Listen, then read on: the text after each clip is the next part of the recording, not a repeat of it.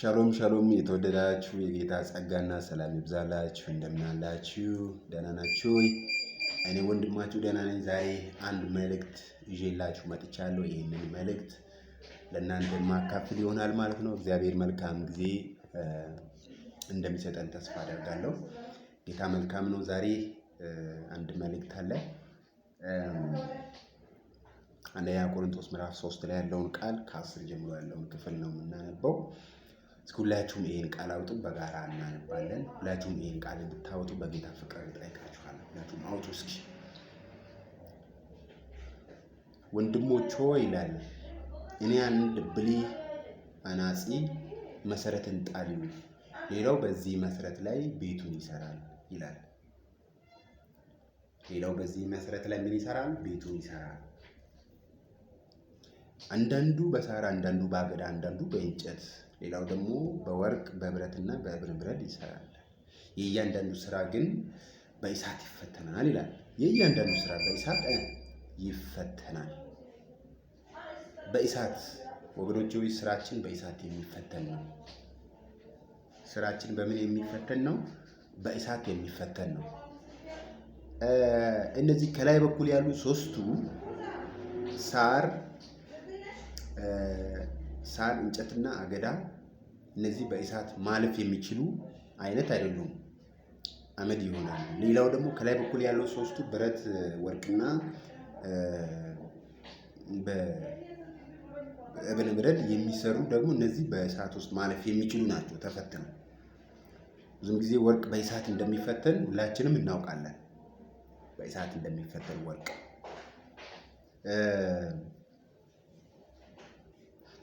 ነገር ግን በእሳት ይፈተናሉ ይላል። በእሳት ተፈትኖ የእያንዳንዳችን ስራ በእሳት ይፈተናል። የእያንዳንዳችን ስራ ምናልባት ዛሬ የአገልግሎታችንን ክርስትናችንን ቼክ ማድረግ መቻል አለብን። ጓዳችንን ማየት መመልከት መቻል አለብን። ዛሬ ቀን ሳለ ወደ እግዚአብሔር ለመመለስ ራሳችንን በቃሉ መስዋዕት ማየት መመልከት አለብን። ወዳጆች ሆይ ካልተመለከትን ይሄ እሳት ምናልባት በዚህ ቦታ ላይ ምንድነው የሚለው? ደህንነታችን እንኳን በጭንቅ ነው የሚሆነው፣ ነገር ግን በእሳት እንደሚፈተን አይነት ተደርጎ ይወሰዳል። በእሳት ውስጥ እንደሚፈተን አይነት በጭንቅ ያልፋል ደህንነታችን። ስራችን የተቃጠልብን ሰዎች እንዳንሆን፣ ባዶ እንዳንሆን፣ አመድ እንዳይሆን ዛሬ በኢየሱስ ክርስቶስ ላይ አለቱ ኢየሱስ ነው፣ መሰረቱ ኢየሱስ ነው። በኢየሱስ ላይ አሁን በተሰራ ስራ ላይ እያንዳንዱ ቤቱን ወደ ላይ የሚያነሳው መሰረቱ ኦልሬዲ ፋውንዴሽኑ ቤዝመንቱ ተጥሏል። ወደ ላይ ፉቲንጉም ተጥሏል። ግን እያንዳንዱ ብሎኬት ሲደረደር ፓርቲሽን ሲወጣ እንዴት ነው? ማንም ሰው በፈለገበት በተሰጠው እምነት፣ በተሰጠው ጸጋ መጠን፣ በተሰጠው ኃይል መጠን መጽሐፍ ሲናገር በጴጥሮስ ለምንድነው ነው የሚያገለግል? እንደ እግዚአብሔር ቃል ያገልግል። እግዚአብሔር በሰጠኝ ኃይል አገለግላለሁ ይበል ይላል አይደለ? በተሰጠው እምነት ልክ፣ በተሰጠው ኃይል ልክ፣ በተሰጠው አቅም ልክ እያንዳንዱ ሰው እንደየአቅሙ ነው። ሐዋርያው ቅዱስ ጳውሎስ በእኔ ውስጥ እንደሚሰራው እንደ ኃይሉ አሰራር መጠን ይላል አይደለ? እያንዳንዱ አገልጋይ፣ የትኛውም አገልጋይ፣ ክርስቶስ አገልጋይ፣ የወንጌል አማኝ የሆነው በተሰጠው እምነት ልክ፣ በተሰጠው ጸጋ ልክ ነው የሚያገለግለው እንጂ እንደ እከሌ የግድ እንደ እከሌ መሆን አለብኝ። እከሌ ትልቅ ስራ በኢትዮጵያ ላይ፣ በዓለም ላይ፣ በአፍሪካ ላይ ሰርቷል፣ ስለዚህ እኔም እንደ እከሌ ካልሆንኩ አይባልም። መንፈስ ቅዱስ እንደፈለገ ለሰው ልጆች፣ ለአማኞች፣ ለክርስቲያኖች ስጦታን ይሰጣል ነው የሚለው። ለአንዱ የፈለገውን ለሌላው የፈለገውን ይሰጣል።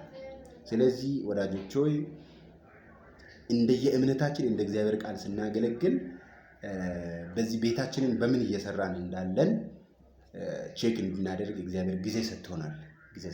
ቀን ሳለ ጊዜ ሳለ ራሳችንን በእግዚአብሔር ቃል መስዋዕት አይተን የሚቃጠል ስራ እንዳንሰራ፣ ቤታችን በአገዳ በሳር በእንጨት ሰርተን እንደሆነ የቤታችን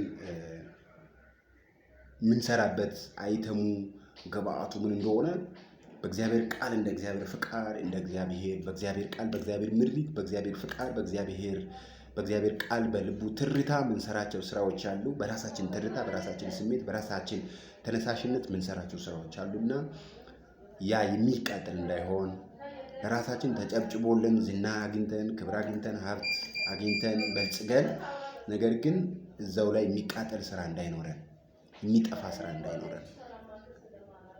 ደህንነታችን እንኳን በእሳት እንደሚፈተን ተደርጎ ነው የሚያልፈው ነው የሚለው ቅዱስ ሐዋርያው ጳውሎስ።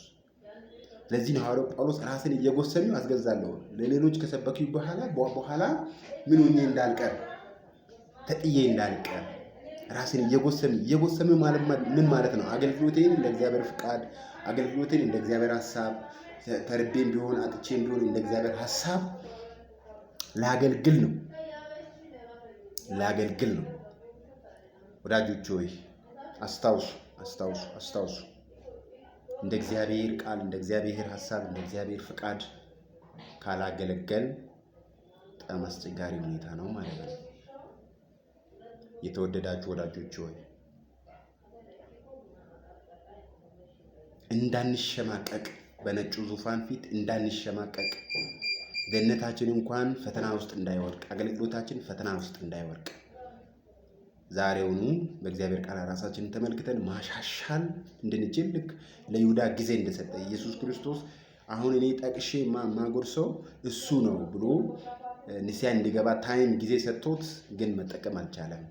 አገልጋዮች ወዳጆቼ፣ ተከበራችሁ፣ እግዚአብሔር ቀባችሁ፣ ከፍ ያላችሁ ሰዎች እንዳንሸማቀቅ፣ አገልግሎታችን በደህንነታችን በፈተና ውስጥ እንዳይወድቅ፣ እንዳንጠፋ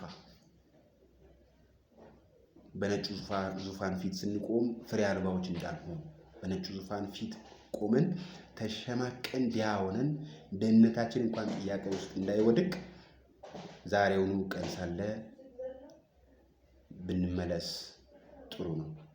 ይህ የሰራዊት አምላክ የእግዚአብሔር ድምፅ ነው። የአዳኔ ድምፅ አይደለም። የሰራዊት አምላክ የእግዚአብሔር ድምፅ ነው።